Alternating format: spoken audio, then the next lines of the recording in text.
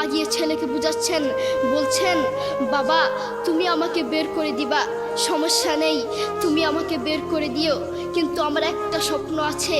ছেলে বললেন কি স্বপ্ন বলেন?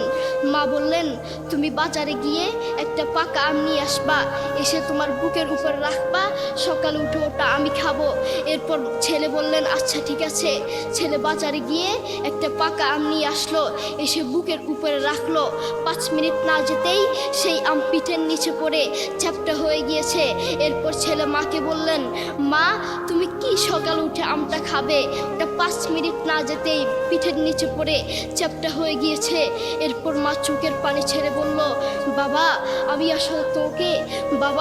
আমি আসলে তোকে খাওয়ার জন্য বলি নাই, আমি আম খাওয়ার জন্য বলি নাই, আমি তোমাকে বুঝানোর জন্য বলেছি। তুমি আজ একটা রাত এই আমটা রাখতে পারো নাই, আমটা বুকের উপর রাখতে পারো নাই, আর আমি সেই তোমার দুঃখিনী মা যে 1 বছর 2 বছর নয় 3 বছর নয় পাক্কা 5টা বছর এভাবে তোমাকে রেখেছি। আমিও যদি তোমার মতো এভাবে ঘুমাতাম তুমিও তো আমার পিঠের নিচে পড়ে চ্যাপ্টা হয়ে যেতা। এরপর ছেলে চোখের পানি ছেড়ে বলল মা আসলে আমি বুঝতে পারি নাই তুমি কি জিনিস।